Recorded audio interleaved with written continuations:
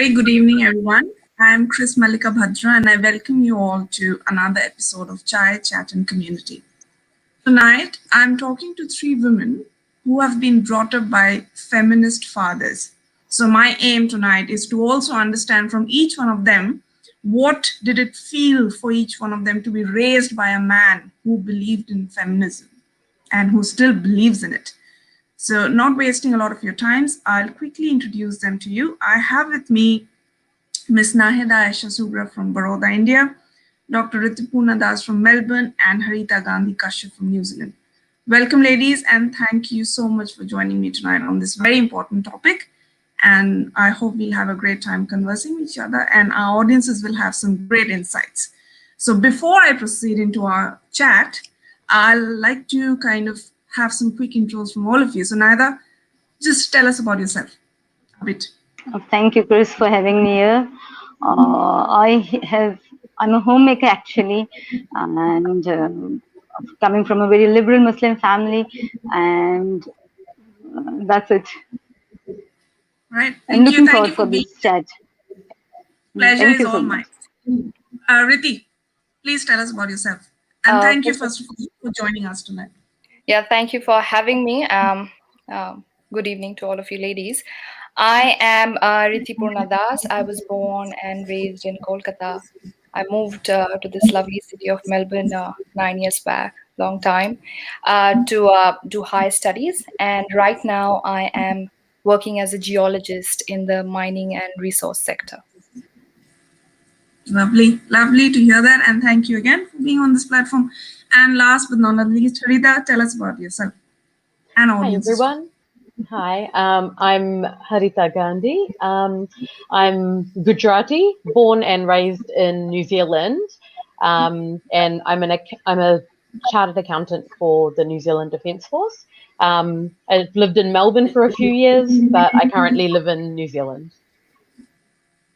We have a mixed bag. Rupali says, good topic. My father was a champion for women power all the way. Thanks, Rupali. Thank you for the comment, and please keep watching us. Thank you. All right. Riti, I'll kind of open the floor with you first. So being born and raised in India, how has being the daughter of a feminist father shaped your mindset outlook on a very personal level? And do you think that outlook helped you in your journey in a Western country when you moved here? Yeah, to start with, I would say it was like a very fun and inspiring journey growing up his daughter. I have always looked up to my dad as a man who is ahead of his times. And when I say that, I mean the issues that we talk about feminism nowadays, like women liberation, unconscious bias about gender roles. I have literally witnessed it being played out in my home growing up. Like things like my dad cooking or my dad sewing were very normal. In fact, he is better in sewing than my mom. And also like mom and dad sharing loads of house chores. So, I have seen these things playing out in my house. I have watched him challenge these traditional gender norms. So these kind of things were sown in my brain at a very early stage in my life. So I think he has taught me about feminism, not in words, but definitely through his actions. And even with my brother, there was never a discrimination that I felt. Like we were never, for example, he gets to get the ball and play with it, and I only get a doll. It was never like that. We were always encouraged to play the same sport, learn. My father is a photographer, and he is also a mountaineer by passion. So we both were trained in rock climbing under him. As a family, I remember we used to go out traveling, going for camping, hiking, and these kind of experiences has planted, the seed of or the love for travel, the love for adventure, which eventually led me to choose geology as a career. And again, that is a very uncommon career path to choose for women, especially in India. So I felt that he never held me back because I was just a woman. He always forced me out into the world, pushed me there to explore, to be independent, to have a career, to stand on my feet. And I think that has definitely helped me in this journey in the Western country to gel into their culture. I felt that I'm coming from a culture which is starkly different from this country, but I felt that I have made some great friends. Some of the reason being because I could share their their their their hobbies. We used to have the same kind of feeling, even the instinct, for trying something new, for the love of adventure. I could relate to them in those avenues where I felt that a woman who might not be or might not have got the same kind of upbringing as me would have struggled a little bit, may or may not, but I felt that I had that edge. And also in my job, I sadly work in an industry which is a boys' club, and I felt that I wouldn't have thrived, I wouldn't have survived if I was not as assertive as I am. And I have to be thankful to my dad for giving me such an upbringing, to bringing me up as a woman who is not Yeah. shy of speaking of her mind. So yes, it has helped me a lot. So you're breaking grounds on many forums, more than one, I should say. Yeah. That's amazing. Moving on, Nayeda, how do you recount your experiences with your father back in India when you were growing up with him? Oh, absolutely. I miss him at every moment. Though I lost him at a very tender age. I just spent 16 years of my life with him. So that's it. And since the last 31 years, I mean, I'm without a father, but each and every memory or each and every aspect of my life is governed by what he has taught, not actually taught, he has actually lived his life the way. Because though we came from a very Muslim, how the Muslim families are usually very conservative, fine, but mine was a liberated family. He, in fact, also lost his mother when he was around 3. So he has been basically brought up by a father who was, you can say, illiterate in terms of religion also, and in terms of education. But my grandfather himself, believed in equality. And because he was raised by a feminist mother himself, my grandfather, so maybe that permeated, in my father. And I'm always thankful to till date I visit my grandfather's grave before visiting my father's, to thank him for having, bringing up his son. Because he lost his wife, lost my grandmother very, and he single-handedly brought them up, all 3 children, and then he remarried after certain point of time, and then it all started. My father insisted that all his sisters, that was, I'm talking of 40 years back, that they get a good education. I mean, my Bua was the first, my aunt, paternal aunt was the first girl from our community to go to a college. So, like education was a must. And in terms of opportunities also, I mean, it was, though we came from, my mother specifically and my grandmother, my step grandmother came from very conservative background. He insisted that, these things have to do away with it, like covering your head, Yeah. and being in those traditional clothes. My father was nothing that sort of. And I remember one incident when, this incident came to light about A.R. Rahman, A.R. Rahman's daughters, that one wears a veil and the other doesn't. So similar experience I would like to share. Like I had an uncle from Pakistan visiting us, and like my elder sister, by choice, though she was in a convent educated convent school, she preferred to wear a sharwal under her frock. Okay, that was her choice. But I mean, the moment my sister started wearing it, my hemline decreased. Fine. So I was a sort of a rebel. So my uncle from Pakistan said, "Ki when I came back from school, and I just wanted to have my lunch because the dastarkhan, the table was laid." So he said, "Ki no, you have to go and you have to respect and wear. I mean, आप भी जाके आपके पैर ढक लो, cover your legs and better wear a dupatta." So my father said, "No, she's not doing that. Let her be." So bully, who will, I mean, as a father, you're supposed to teach her that. My father said, at the end of the day, on the judgment day, when I'll be questioned as a father, these are responsibility to me. I'm going to answer that. You don't worry about your daughters. So don't force her. And then I was always, because my sister was the timid, the meek kind. Fine. So she was always following the rules in terms of everything. She was a very obedient, sanskari types, and I wasn't. Because my father never made it a point. Yeah. When it comes to my brothers, my uncles were very conservative.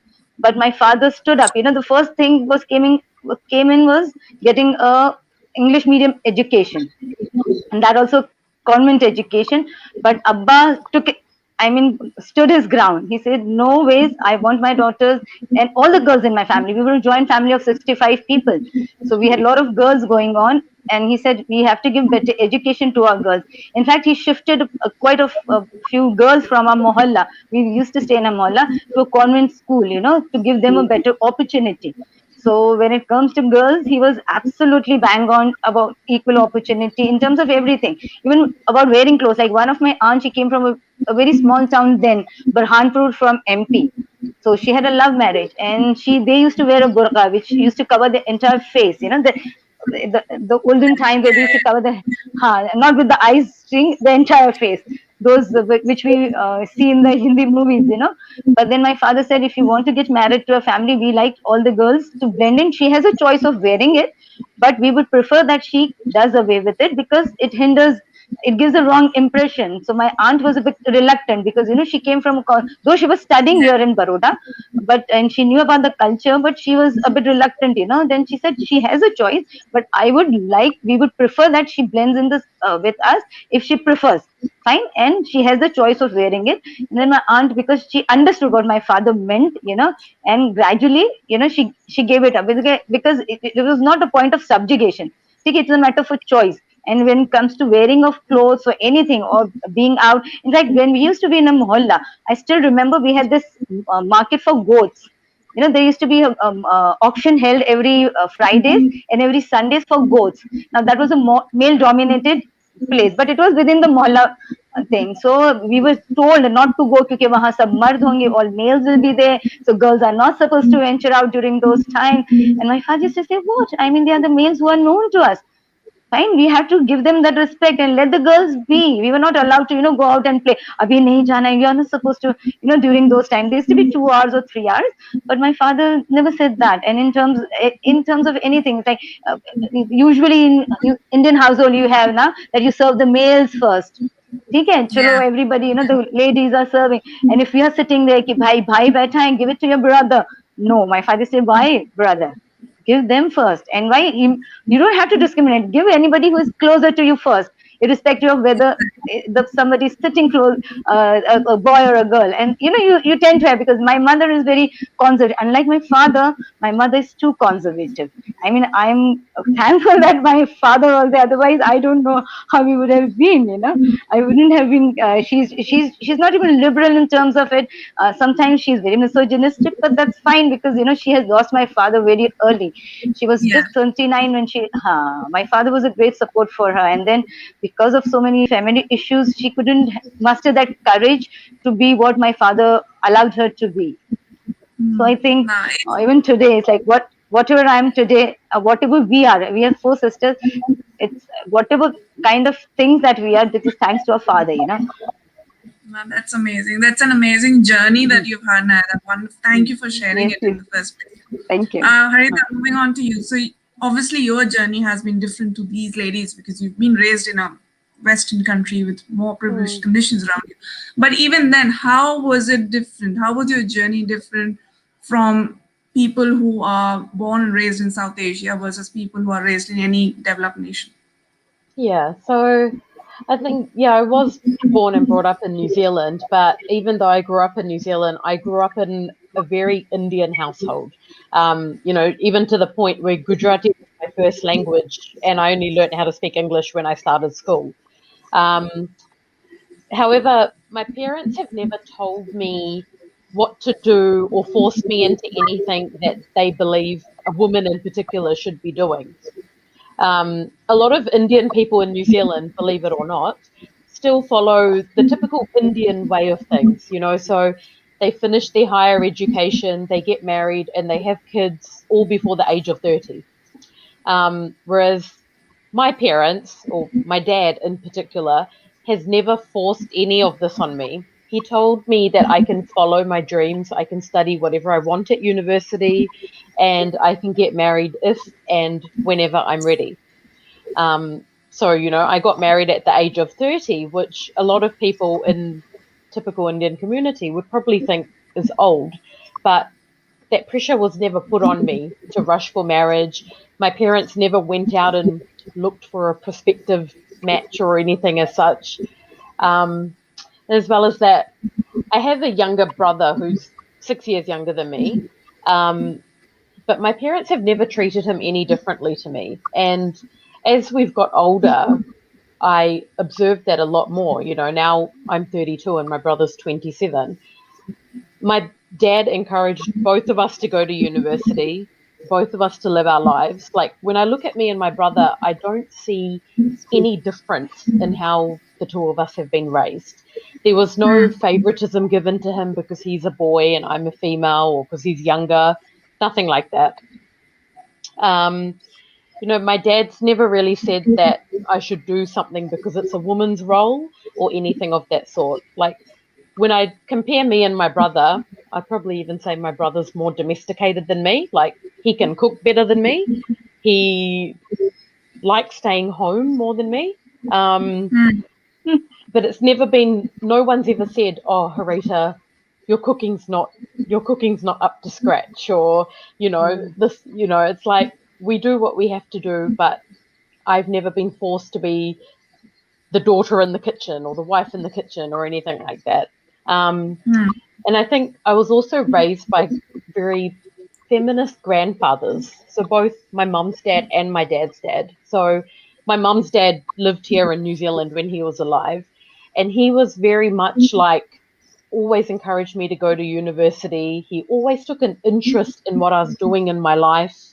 And he passed away when I was about 25, but never once did he ask me, when are you getting married or when are you settling down? In fact, he would take an interest in my actual life. What am I doing at work? What are my hobbies? What makes me happy? And this was my granddad.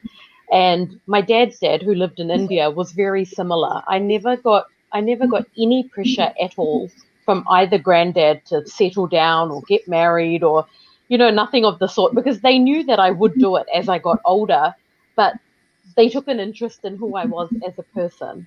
So even though I grew up in New Zealand where things are a lot more westernized, at the end of the day, we're still Indian and a lot of the things we do are still very Indian. And I think in New Zealand, a lot of Indian people that live here moved to New Zealand 20 or 30 years ago, but they live the way India was 30 years ago.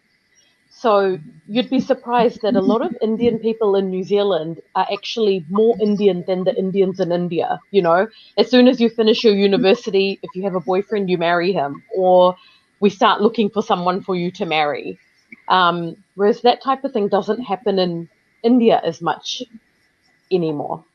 So I feel like in a lot of ways, because I had quite a few Indian friends growing up, I always used to feel like, oh, my parents are really westernized compared to my Indian friends because I've never had that pressure. I've been allowed to study whatever I want to at university. If I have a boyfriend, great. If I don't, there's no pressure to get married. So, yeah. Well, it's a, from what I can hear, it's a very good mixed bag of experiences and, you know, all sorts of journeys that you three ladies have had to have so far. Salia says, loving this conversation, bro. Thank you, Salia. All right. Thank you. I've heard your journeys. Now I want to hear from your own versions about the struggle, or should I say, about the journey your individual fathers had in order to raise a feminist child in a very misogynist society. Like we're talking about India, as Harita mentioned, a few 30 years ago, right? Considering we're all similar age. So I want to hear the journey your fathers have had to take to raise you the way you've brought up in a way that you're today now. Yeah. I'll start with Nayeda, then I'll move on to Riti, and then I'll come to Harita. Nayeda, just share your experiences about your father. As I said earlier, my grandfather was, I mean, of course, he was not that liberal, but when he realized, you know, because he mistreated my grandmother, to be very honest, but when he realized that he has wronged her, you know, he absolutely transformed, you know, and then he brought up his daughters and sons in a different way. And then he exposed my father. My father was very much under the influence, obviously, because he had no mother of his grandfather, of his father. And when he realized that, what his mother had gone through, obviously by hearsay, because he actually had not seen what my grandma, because he had lost her at the age of 3, but his aunts, his paternal aunts, the buas, they were very nice. And then he saw them, that because my grandfather then allowed them to be a part of his, he was a baker by a business, my grandfather. So he allowed all his sisters to be involved, giving them the opportunity to be a part of his business, and that is how it grew up. So his sisters were an integral part of his business. And then when my father realized that this is how it has to be, and then my father also used to travel for work, and he was getting exposed to other cultures. And once he went to England, that is how what he used to share, that how he got more aware and better firm about his decision, about his thinking, because at the end of the day he was among the conservatives. So coming from the society, it was very difficult for him. But once he went to study for his studies. That was post marriage. After a kid, he went to study. And then when he realized and he saw I had a better perspective of the world, beta. So when I came back and I was still around 2 or something. And then he realized that he needs to, we need to, as a community, as Muslims, we also need to be on par with other people around the world. And that is Yeah. when he decided, I have to give back to the society, I have to give back to the community, but it has to start at home. And that is how, he had a lot of struggle. Just putting me into a Christian school was a big hassle for him. That the whole society, I mean the whole community to be precise, and the whole khandan, the whole family was against the very fact that no, not, I mean not her, not a girl child. Let's put a boys when they come to it in a missionary school, because they have this thing belief also that they convert their kids. The Christian missionary convert the kids, so it was very rampant there. But my father insisted that no, each girl from my mohalla, each girl from my the sing lane, if she is given an opportunity, if their parents allow them, I will like to pay for their education. Because we were very well off then when my father was around. He was an industrialist. He was the first pioneer into bakery business.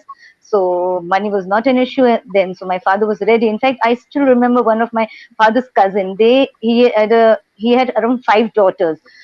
Fine, and they were very, I mean, athletically built. So my father insisted, I mean, not insisted, but was trying to persuade for around 6 months, which I used to go along with him, convincing his cousin that allow one of your girls to be in a part of some sports, basketball or anything. And like he was aghast. How can you even suggest something like that?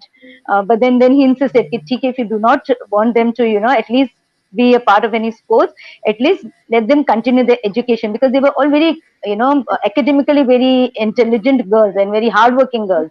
So my father, it was not only about us, but he tried to make it at every point. When he realized, it's like even about our maids, we had, because ample of maids, women maids working with us, male maids, house helps working for us, but he never discriminated with that, ye tumhe karna hai. If the house help was cooking, it's fine. With a male house help was cooking, he was fine with that. It was not that, why he is doing that and why he's not doing other chores. So like Yeah. at every point of time, my father stood up his ground. It's like, when even with my mother, it's like, who would imagine at that, I mean 40 years back, sending your wife, I mean asking a wife to join a gym. I mean that was unheard of. And coming from our conservative background, it was, I mean, one couldn't even believe. In fact, when the first time my father insisting, both husband and wife talking, and I'm overhearing, I was around 10 or something, and it's like my father came, no, abhi tujhe, you have to go. I mean, or start exercising at home. And I'm just shocked that my father, I mean, nobody does that in and around my house only. My uncles were all educated, but still, I never, I realize that my uncles are not so liberal. I mean, they are always trying to put down my aunts, though, but my father's, no, you have to do that. He was like, you have to wear this, or why don't you go and interact? Agar koi mehman aaye, some guests coming, he would insist, that you go. My mother was a shy lady. She still is a shy lady and a bit of an introvert. So my father used to always probe that, always, persuade her or help her, motivate her. That be yourselves, go. And it was not with us. It's like one of my elder sister was again a shy girl, but he always encouraged in drama. I mean, my sister used to be encouraged for participating. In fact, any trip that we had to go from our school, any irrespective if it was trekking or anything, my father never stopped us. Or any interaction with other schools, my father never said, "Oh, boys are there, so we shouldn't allow." In fact, the family pressure was always there, but he stood his ground, and that is how I remember my father. So it's like at every point he took a stand, and he was struggling, but he never gave up. He never gave up, and That's what is that's how I needed, remember right? him. That's what is needed Yeah, right now to create that that is awareness it. in the society. Yeah, yeah, Riti, we'll yeah. move on to you. We've heard your journey. We've heard a bit of your father's too. But apart from that, in that misogynist society, what extra mile do you think he had to walk to raise his kids the way they are now in today's world and time? I think I have told it previously that I've seen my dad as a very confident person, and he has been and he'll always be very proud about the decisions he took towards my upbringing. However, imagine this, having said all this, imagine this, that he's that one man who stands at odd against a whole lot of people, against the whole crowd, when it comes to his mentality, like his thought process, the way he perceives the world. And I think that situation, it's a struggle, because he was surrounded by people, his immediate family, friends, who were, if not actively, like not on his face, were misogynist in a very subtle way. They were sexist. So they would never like resonate his psyche. They would fail to comprehend his ideas, his mindset. And I can understand, because they would not understand his way of life, so he was at odd with them. So like simple things, his beliefs like career taking precedence over marriage, or like traveling the world.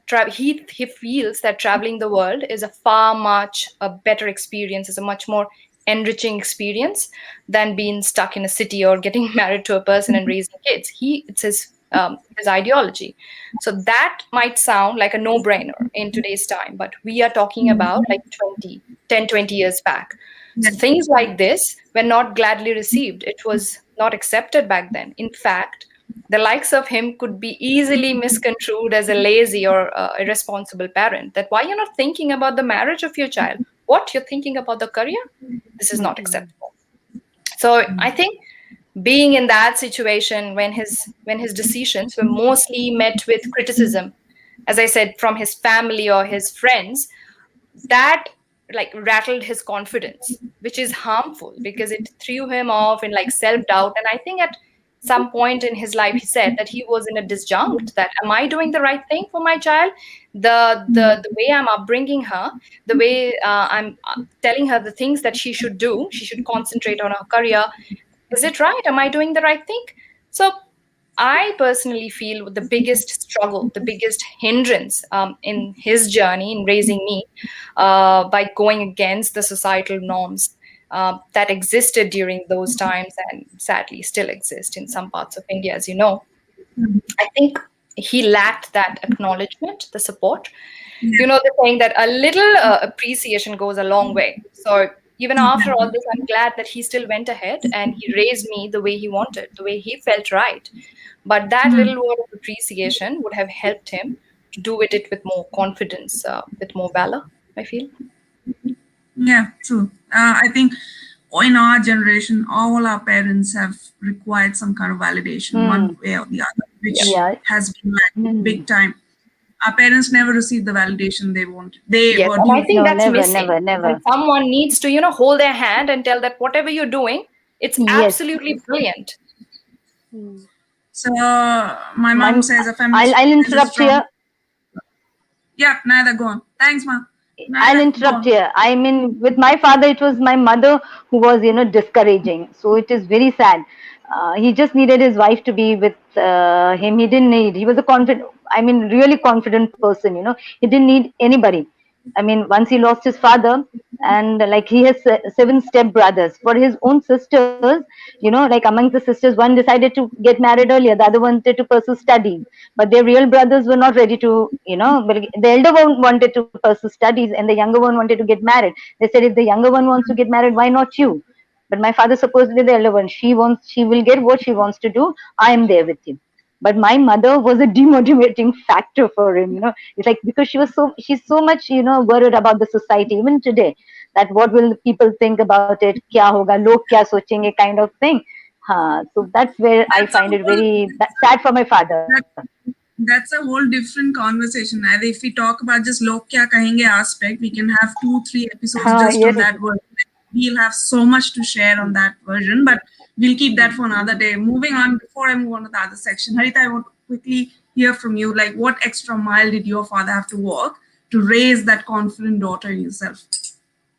Yeah, so when I was younger, so obviously you all know I grew up in New Zealand, but a lot of people in my extended family would always try to tell my dad, oh, you should put Harita into this type of extracurricular activity, that type of extracurricular activity, like things that they think a woman should be doing. There's not many females my age in my family, so I was like the oldest really. Um, Whereas, my parents were like, no, we let her do whatever extracurricular activities she wants to do. So, I used to play netball, then I started doing Bharatanatyam, I went to Gujarati school. So my parents had a good idea of how they wanted to raise me and my brother without input from other people who thought they knew better. Obviously, their intentions came from a good place, but in later on as their kids have got older, and these are people in my family who have got kids that are 10, 15 years younger than me, as their kids have got older, I've kind of thought, you haven't really raised your kids the way you used to tell my dad to raise me. So it's like, it's easy for someone to say you should raise your daughter like this, but then when they have their own kids, they don't raise their own daughters the way. Yeah. Later in life, I guess, I'll quickly touch on this. People in society did kind of comment on the fact that I got married when I was 30, because to Indian people, 30 years old, let's face it. And it wasn't by choice. It was like, if I had it my way, I would have got married when I was younger, but my relationships didn't work out for whatever reason when I was younger. It's not that I stayed single until I was 30. I did have boyfriends, but relationships didn't work out, and then I ended up getting married at 30 because that's when the time was right. So my parents have kind of had to hear from people, oh, why did she get married so late in life, as if it was my choice, but it wasn't really my choice. And it's like, it's easy for people to speculate on the outside, and they make it look like, oh, Harita was too busy having a life and career and everything, and she didn't want to settle down. But sometimes they don't realize that sometimes it just takes time to find someone that does want to settle down with you as well. So my parents have had to hear comments like that from society, but they just kind of say, well, the fact that Harita got married at 30 is not her fault. They say the truth, really. So they've kind of had to go through things like that where people in society comment on things. But then it's kind of like, when we see how their kids are being raised or what their kids are doing, it's like, well, it's easy for you to comment on someone else, but you need to look within your own family first as well. Yeah.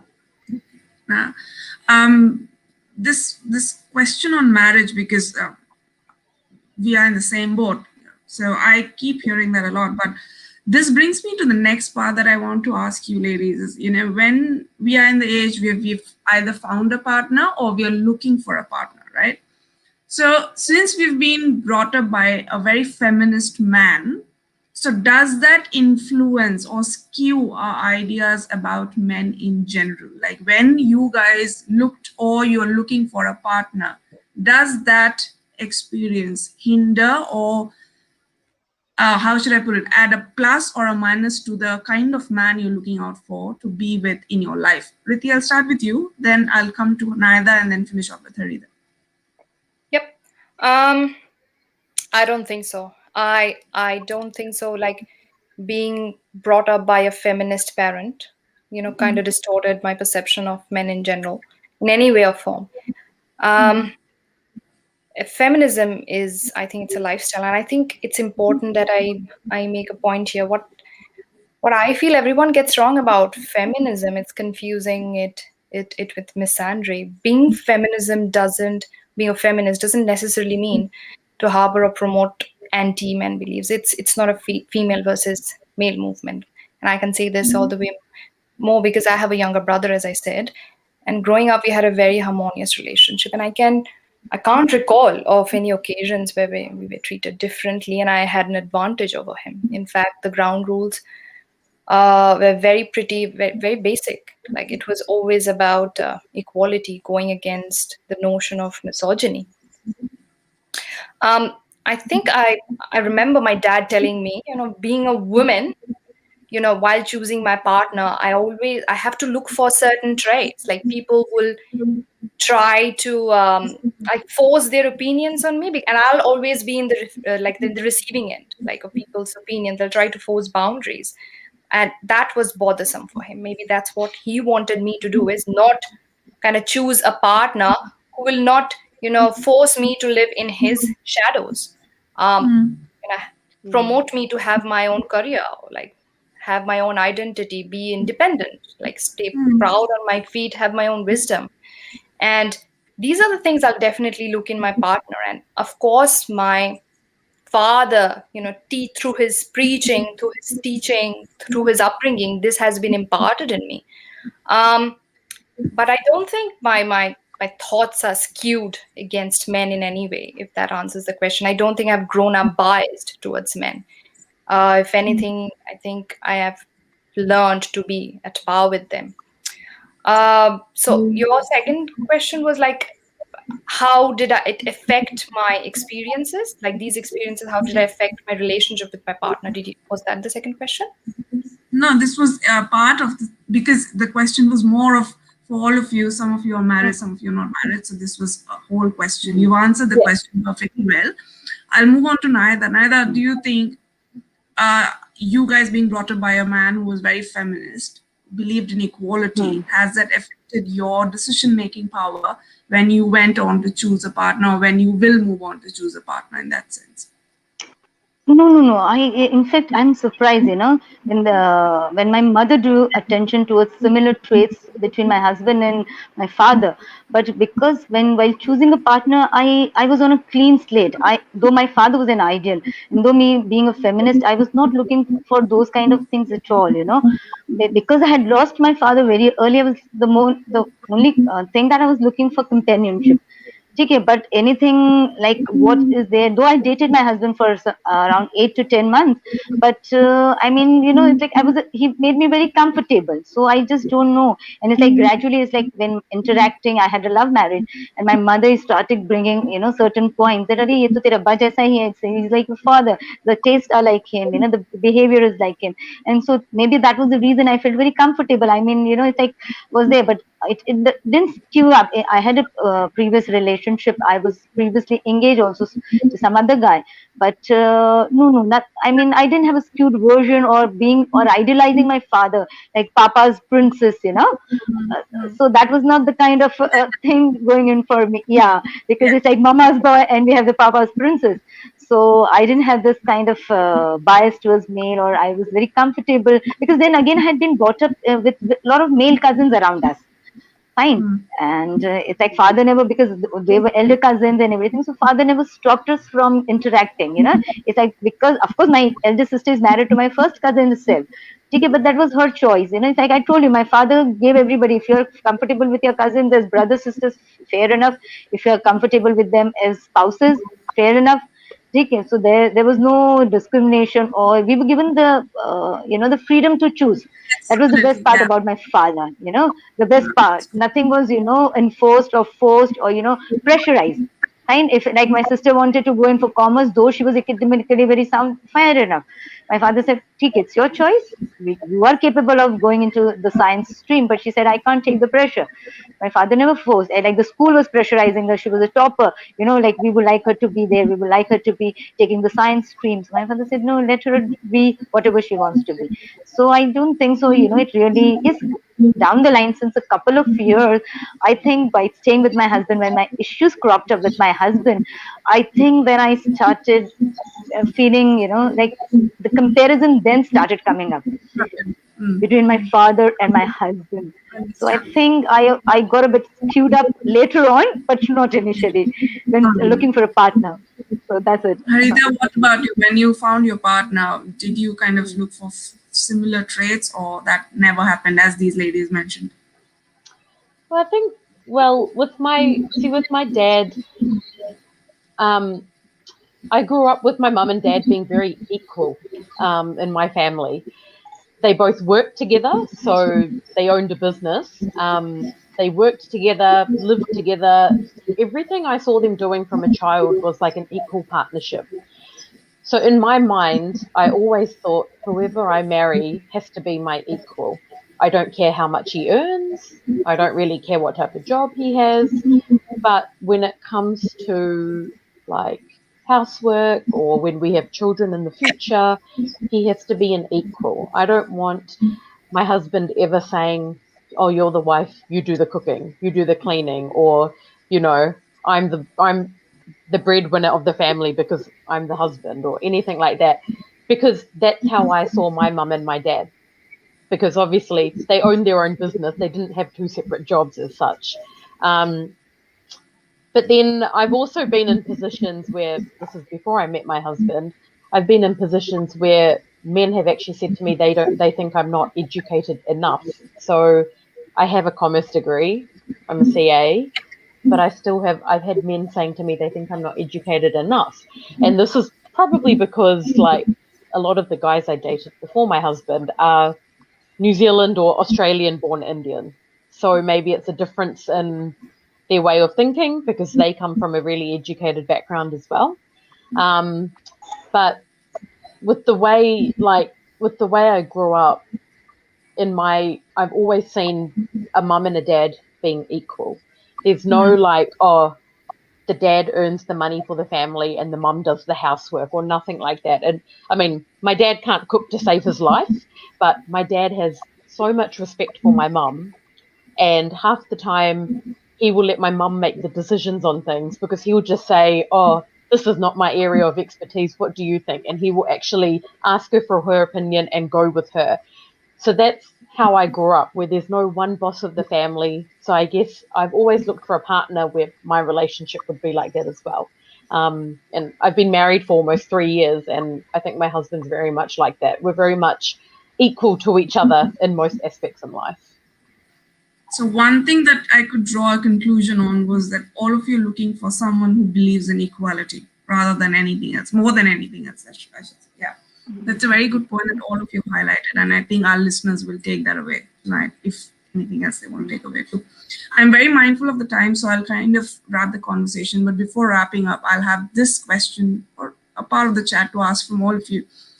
When you become a parent, right? All this while we have been talking about your parent, but when the wheel rolls around, when you become a parent, what would you do or what would you like to do to address in a way that you raise an aware child, to make the child aware of all the misogyny? I'm hoping, with fingers crossed, that by the time we have our children, the world will be a better place. But heaven's sake, if it's not, Inshallah.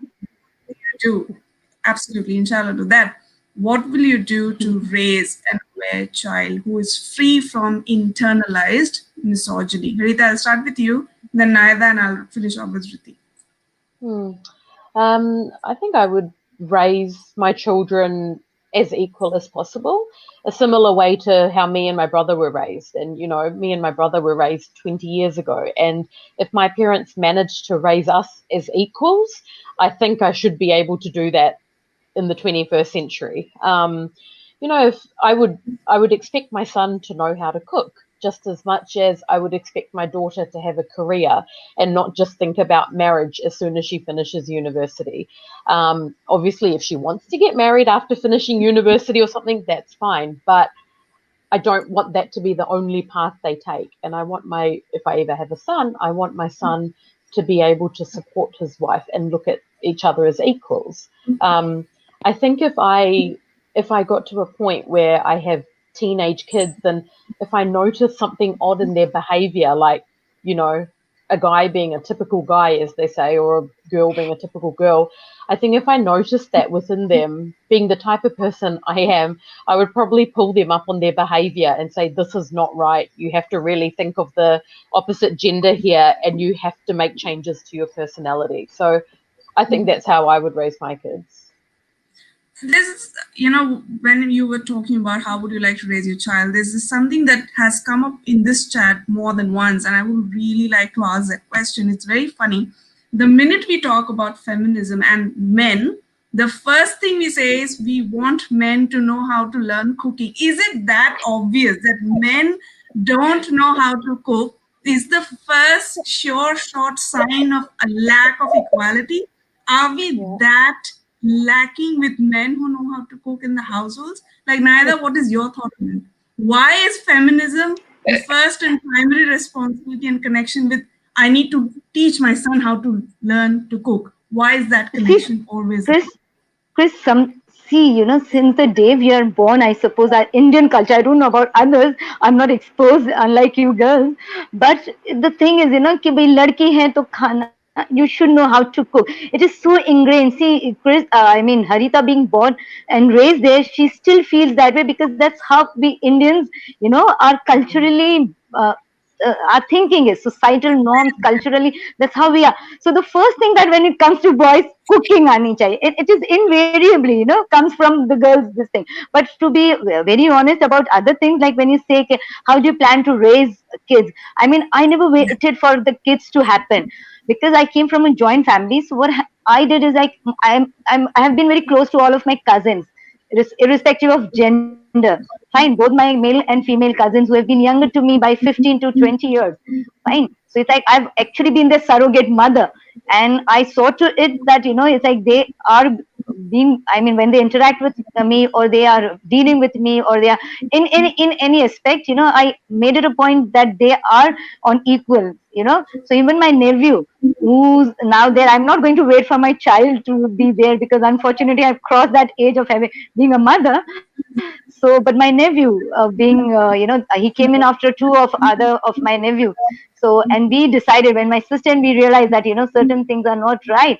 So we brought him up as a feminist. If you could go in on one fine day, if you're free and you can go through the post where I post about my nephew, Noor, he's hardcore feminist. Like he's only 14, but we decided to raise him up as such that, he realizes that it's an equal world and equal opportunity. He can't be, the mama's boy, which like my sister wants to raise him as such. Fine, but we remind him that it is not such, and Appa, his eldest sister cannot be Papa's princess either. Fine, so let's both get together, and I'm not going to wait for my kid. Any kid that I interact with, even today in my society, I make it a point when I see, tu le le, ye ladki hai. The kind of statement that come across, she'll pick up the thing, or she's not doing that. I make it a point to make the parents know, the child, more than the parents. I make it a point to let the child, convince him or, persuade him or try to explain things to him. So it's not about, waiting for my child to be around. If I can put in even one sentence or one child, if I can alter or bring to his thinking and change his thinking in one matter, I'm happy with that. You're doing your community some great service, let me tell you that. Yes. Riti, Yeah. kind of roll the ball here and wrap the conversation, if I have to say it that way. What would you do to raise an awareness? First, I would answer that question that was raised in the chat about cooking and feminism. I think in a very simple way, whenever you ask any young boy or girl who are away from their home, if you ask them what do you miss the most from home, they would say, and this is a no-brainer, I miss mom's food. The day it changes from I miss mom's food to I miss dad's food, this question will stop. This thought will change.